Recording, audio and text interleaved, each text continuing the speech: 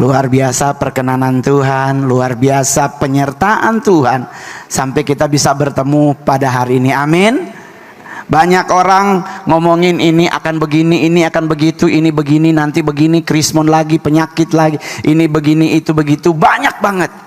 Dari Desember kita sudah mendengar banyak peramal ngomong akan ada kecelakaan ini, akan ada malapetaka ini, akan ada ini itu. Dan banyak orang yang ngomong sama Mongol bagaimana turampe hidup.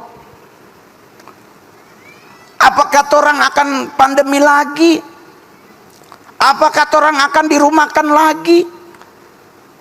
Mana Tuhan Mongol? Jadi kadang-kadang kita menjadi ribet cuman karena mendengar kata orang, bukan mendengar kata Tuhan. Saya jujur Bapak Ibu, kalau pandemi saya juga pasti akan stres Bapak Ibu. Jadi Mongol stres berarti 2 double ya ST. Karena banyak orang ngomong, Pak Mongol hati-hati, ada peramal besar bilang katanya kita nggak boleh naik pesawat yang ada warna merahnya Pak Mongol, karena itu pasti akan kecelakaan. Lah sekarang Mongol nanya, di Indonesia mana ada pesawat yang nggak ada warna merah? Kan kita benderanya merah putih, pasti tetap ada merahnya. Lah terus kita mau naik apa? Layangan gitu biar warnanya kuning. Kita menjadi ribet cuman karena masalah sepele. Padahal janji Tuhan dalam hidup kita rasakan day by day. Setiap hari kita merasakan kebaikan Tuhan. Saya salah satu contoh. Kebaikan Tuhan kurasakan setiap hari Bapak Ibu. Jelek masih tetap jadi artis sampai hari ini. Masih tetap stand up komedi terbaik, terlaris, termahal di Indonesia. Amin. Bukankah itu karena perkenanan Tuhan? Terus kenapa kita harus khawatir kata orang? Bukannya janji Tuhan pasti akan selalu digenapi dalam hidup kita. Amin. Sama juga menjadi ribet tuh cuman gara-gara omongan orang, akhirnya kita jadi stuck. Wah kalau kayak begini ntar ada sakit lagi nih, datang namanya apa gitu, ribet lagi kita. Cewek juga begitu. Udah pakai skincare ini, tahu-tahu ada artis Korea jadi iklannya, pindah. Cuman karena pakai kolagen katanya biar lebih gini-gini. Ya Tuhan Yesus, kalau udah dasarnya mukanya kurang nice to meet you, tetap aja mensyukuri.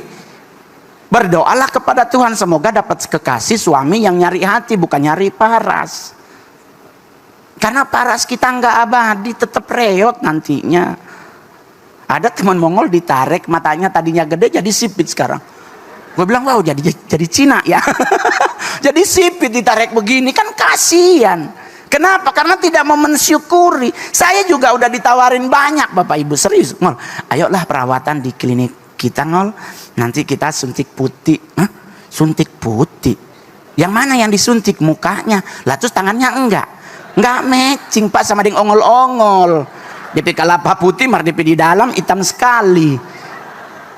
Karena kenapa? Karena kita tidak mau mensyukuri. Itulah yang membuat kita akhirnya tidak bisa mendapatkan yang namanya berkat sempurna. Saya mau ditawarin apapun, bahkan ditawarin mau apa bedah minor buat hidung. Mau ditinggiin hanya area antara mata 2 ini katanya. Karena mukamu udah sempurna, Mongolian banget Mongol. Hanya hidungnya doang. Lah saya lihat catatan sejarah, Kubalaikan, Genghis Khan juga pesek. Lalu saya rubah gitu, hidungnya jadi mancung. Tuhan sudah Jo. Mongol Petaman dari Manado, September dia operasi hidung, biar Desember dapat lihat moi, dapat lihat baru tuh di gereja. Ya Tuhan haleluya, sekarang DP hidung lebar bukan mancung. Berdosa. Bayangkan dia suntik, pantesan setiap kali ketemu Mongol dia tarik-tarik hidung. Kita bilang kayak kenapa hidung begitu, so merah. Sama di pantai Yaki kalau bahasa Manado. Sama kayak pantat monyet merah gitu, dia tarik-tarik begini. Ya enggak kasih Mongol kok ada perawatan tuh sayang tuh. Terus kan harus moi di hadapan Tuhan. Oh terserah. Oh jadi kan ada perawatan hidung. Iya Mongol. Ya Tuhan, bukan mancung ke atas ke samping. Ternyata dia suntik silikon bukan bedah. Akhirnya sekarang kita bilang pada dia kalau 4 hari lalu apa minggu lalu Mongol bilang, "Hei, ngana dulu sebelum ganti hidung, ngana kalau ambil tai hidung ding kelingking. Sekarang dok soding 5 jari masuk." Akhirnya dia nggak tegur-teguran sama Mongol sampai hari ini. Tuhan baku dapat dia buang muka, memang anak setan. Kenapa? Karena tidak mau mensyukuri Bapak Ibu. Jadi itulah yang membuat kita salah satunya yang menghambat berkat kita. Jadi kadang kalau buat nih cewek-cewek, kita cowok mah paling ya mentok nge-gym ya kan, buat hidup sehat. Padahal sehatkan kantongmu bukan badanmu, ya kan. Kau mau bawa cewekmu ke pasar atau ke mall? Ke pasar cukup 500.000, duduk makan bakso. Kalau nge-mall, haleluya, dia salah masuk butik, habis hidup kita. Ginjal di pegadaian satunya. 2025 menurut orang tahun yang menakutkan. Mulai banyak kebakaran, mulai dari Amerika, sekarang Indonesia mulai ada banyak kebakaran. Tapi jangan bilang itu setan yang buat. Sadiki-sadiki setan, sadiki-sadiki setan. Setan so stres, kita donya apa-apa dibilang kita. Banyak orang-orang yang menghubung-hubungkan apapun yang terjadi urusannya setan. Belum tentu, mungkin juga kita teledor. Sehebat Amerika nggak mungkin nggak bisa matiin api. Ya kan? Orang kita kemarin Kemayoran aja cepet mati apinya. Masa sekali ber-Amerika udah gitu kan deket juga ada laut, kenapa nggak nyedok laut gitu. Jadi kadang kita menjadi ribet cuman masalah perkara hal yang nggak penting banget Bapak Ibu. Jadi kadang-kadang kita akhirnya jadi ribet, ya jadi ribet. Kita hari ini sama-sama belajar. Saya saksi hidupnya kebaikan Tuhan. Tahun 1997 Mongol lahir baru. 14 Februari saya mengambil keputusan dengan sangat frontal menerima Yesus Kristus sebagai Tuhan, Juru Selamat dan Raja dalam hidupku. Setiap hari, day by day aku belajar Alkitab. Aku baca firman Tuhan setiap doa pagi. Doa paginya bukan jam 6. Setengah 3 pagi sudah mulai bangun karena saya terdidik lewat GPDI. Jadi mulai rajin beston. Datang ke Jakarta niat tulusnya mau sekolah pendeta.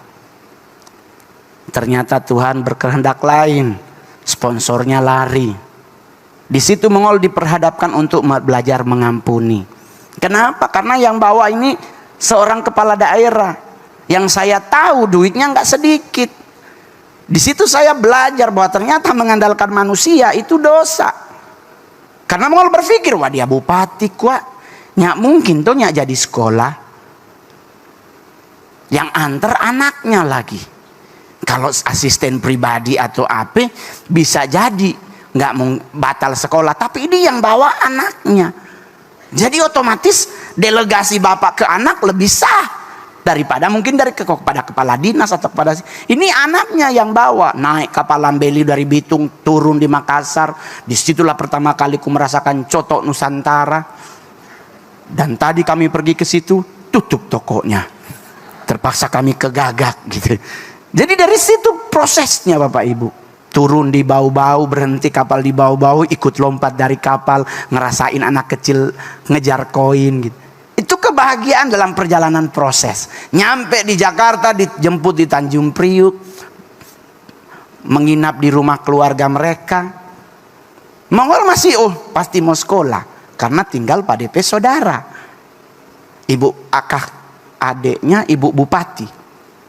Otomatis nggak mungkin nggak sekolah karena sudah segitu keren perjalanannya. Kutunggu, menunggu. 3 bulan kemudian anaknya datang. Dek, itu sekolah so tutup pendaftaran. Kita langsung, so tutup? Tuhan kon 3 bulan apa ngoni? Kan 3 bulan berarti kok mendadak tutup. Berarti dalam proses 3 bulan ini nggak ada yang ngedaftarin. Terus Mongol bilang, kok bagaimana kak? Begini Jo adik. Ada sekolah musik gereja di Bandung namanya Pros Cuneo. Adik Mongol maunya ndak? Mau sekolah musik gereja. Mau ambil musik apa ngan adik? Main keyboard? Mongol bilang ndak, kita suka main drum. Oke, kalau begitu tunggu nih. Kak mau pi Bandung mau daftarkan Pak Mongol. Itu 2002 kalau tidak salah. Bertemu kembali 2017.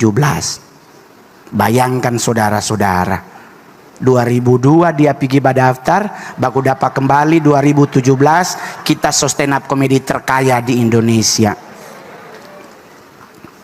Jadi belajar teman-teman. Dari situ nggak ada yang nama sakit hati ku lakukan. Nggak ada mongol ngedumel. Oh Tuhan, kalau begini lebih baik kita pulang Manado. Tuhan, kalau seandainya kita dia ada sekolah, kita sepulang Jo. Nggak mungkin kita di Jakarta nggak ada saudara. Ada saudara banyak di Jakarta. Cuman kan Bapak Ibu so tahu tuh, datang hari pertama, kedua, ketiga manis senyumnya. Hari kelima dia mulai jabat sindir. So boleh pulang cari kos Jo. Hari pertama datang tidur dia sebangun, Ron mari Jo makan sama-sama dengan keluarga ini. Dapat ma'arapik anak ada makan sama-sama. Aduh sedap sekali. Hari kelima semula jaba bilang Mbak belum pulang dia. Jadi menjadi polemik. Tapi orang nanya, terus kenapa abang nggak marah? Mau ngapain marah? Kalau Mongol waktu itu bersungut-sungut minta pulang Manado, nggak jadi artis bos. Betul? Pasti kau jadi satpam di Jumbo. Karena cocok di muka bos. Yoto. Mau jadi satpam di mana? Di Bank Sulut, di Bank BCA? Nggak mungkin. Nanti kalau ada duit hilang pasti gua yang dituduh. Karena muka ala kadarnya. Tapi perjalananku disertai Tuhan, kesuksesan yang ku dapat. Amin. Jadi orang nanya apa rahasianya? Jabang Mongol. Ulangan 28 ayat 1. Kita baca sama-sama. Ulangan 28 ayatnya yang pertama.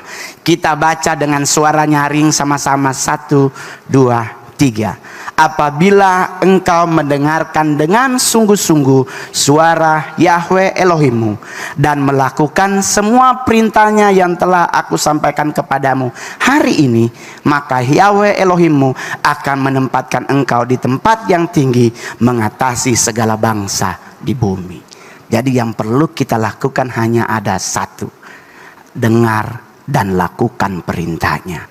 Nggak ada yang lain teman-teman. Mau mengejar berkat dengan cara apa? Mau jungkir balik. Mau doa puasa sampai 5 bulan. Tapi kalau kau tidak mendengarkan dan melakukan perintah Tuhan, tetap nothing teman-teman.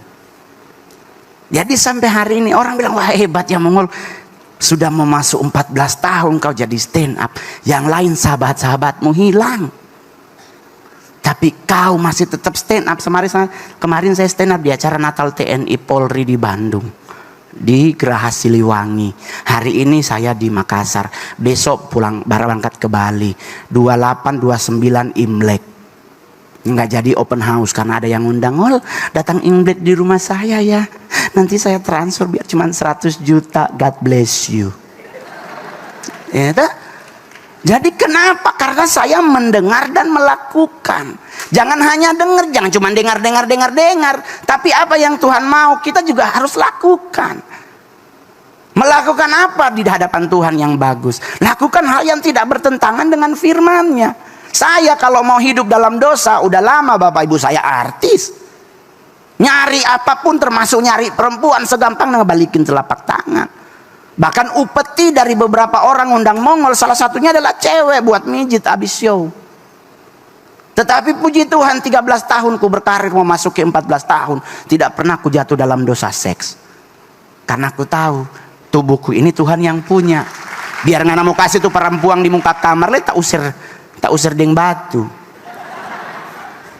Itu kan ada banyak kasus di Batam, dia sok kasih cewek di lobi. Dia bilang pakai baju hijau ada jus alpukat itu buat mijit ya bang. Habis perform Mongol datengin, betul ada cewek. Masih muda nih anak. Terus Mongol datengin, iya bang Mongol. Saya belum nanya, dia langsung iya bang Mongol. Saya katanya buat mijit abang. Pulang Jo. Hah? Kok pulang bang? Iya pulang gak apa-apa. Gak capek Mongol, gak perlu dipijit. Pulang. Tapi bang udah dibayar, uangnya udah kepake, udah gak apa-apa. Coba Mongol yang tanggung jawab. Orangnya lihat, kok ceweknya disuruh pulang.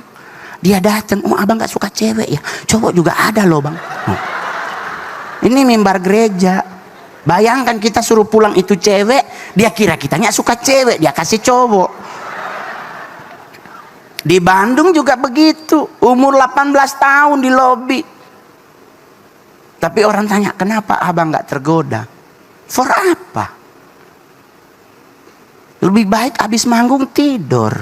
Sama kayak tadi, Ari jemput, let's go soto Nusantara, tutup ke Gagak, pulang dari Gagak tidur Mongol. Karena tidak mengizinkan aku jatuh dalam dosa. Karena upah dosa adalah maut, teman-teman. Jadi tadi Mongol nyampe hotel main Mobile Legend. Mujur dia telepon, kalau nyanda belum sampai gereja Mongol. Jadi ku nikmati hidup dengan indah. Karena kenapa? Ku tahu janji Tuhan dalam hidupku akan selalu sempurna.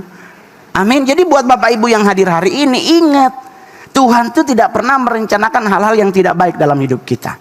Selalu semua yang terbaik Tuhan sediakan untuk kita, tergantung kitanya. Tapi kan enak abang makan artis, stand up comedy termahal. Mau ngapa-ngapain juga gampang. Dulu Pak, waktu duitku masih banyak. Anda belum baca berita Mongol kehilangan duit 53M. Gara-gara dikasih pinjam ke seorang yang mencalonkan jadi gubernur, terus orangnya ditangkap KPK. Terus keputusannya vonis 14 tahun penjara dan dimiskinkan. Surat tanah yang ada Pak Mongol 11 lembar tak berlaku lagi.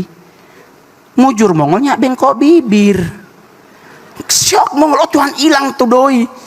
Serius Pak, saya sampai nangis dan ingus malele Bapak Ibu.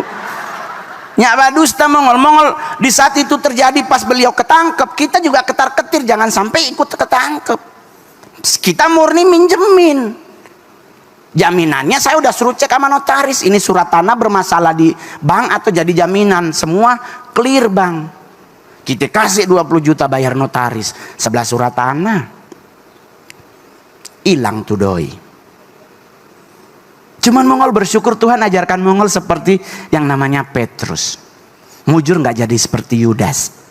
Habis jual Tuhan Yesus dia keluar. Mongol di saat itu terjadi nggak tahu bagaimana caranya, itu tuh tuntunan Tuhan teman-teman. Saya masuk kamar, nangis di kamar, beneran ingus malele dan ingus kita basam dan bagaram. Serius Bapak Ibunya badusta Mongol dalam kamar itu nangis selama 4 hari. Adik-adikku orang-orang yang bagian dari tim Mongol itu di luar pada stres. Sotoki-toki kamar, bos. Napa kita pe kalong, kita pe gelang jual jo untuk modal awal. Fortorang mulai lagi, kita pe adik juga begitu. Dia susah kasih keluar DP kalung berlian, DP cincin, gelang semua dia keluarin. Kak gade jo ini mulai dari awal ulang. Tapi Mongol bilang hari keempat Mongol keluar, Mongol bilang, "Dek, pakai jongoni punya, jual kita punya. Saya juga punya banyak aksesoris." Mongol bilang ke adikku cewek, "Wawu, cari 10 cincin yang tanpa batu. Karena kalau ada batunya dipotong. Cari yang tanpa batu, dan kalaupun ada batu berliannya, cari yang 00. Nyak sakit hati kalau nggak ketebus." Ya dia cari, dia cari. Mongol bilang ke dia, "Dek, ngana pergi di Pegadaian Ambasador, bikin 5 surat dari 10 cincin. Ngana gade, orang mulai dengan itu." Dan puji Tuhan, di saat kulakukan perintah Tuhan, mendengar dan melakukan apa yang Tuhan mau, sampai hari ini saya tidak punya utang kepada siapapun. Amin. Justru kemarin Januari Mongol pulang dari Jepang, datang ke orangnya, "Ibu, boleh kasih yang 2,5 M jo, ganti dulu. Nggak usah 531 kali, 2,5 M jo. Kita mau beli rumah di Malalayang. Kebetulan ada orang mau jual rumah 1.100 meter, harganya 1,4 M. Mongol bilang, "Patu ibu, 2,5 M jo bu, kasih pak kita." Ibunya menangis. Kita jadi bingung, bukannya kita yang harusnya nangis. Siapapun tabu balik dia yang menangis. Ini tabu balik siapa yang mbak utang kan? Dan Anda coba cek di Facebook Mongol sama Instagram, ku statuskan kan, ku putihkan hutangmu ibu. Ku nyatakan lunas buat ibu, tapi tidak buat anak-anaknya. DP mama biar jodoh. Karena kan dihukum 14 tahun, sekarang ibu masuk usia 68.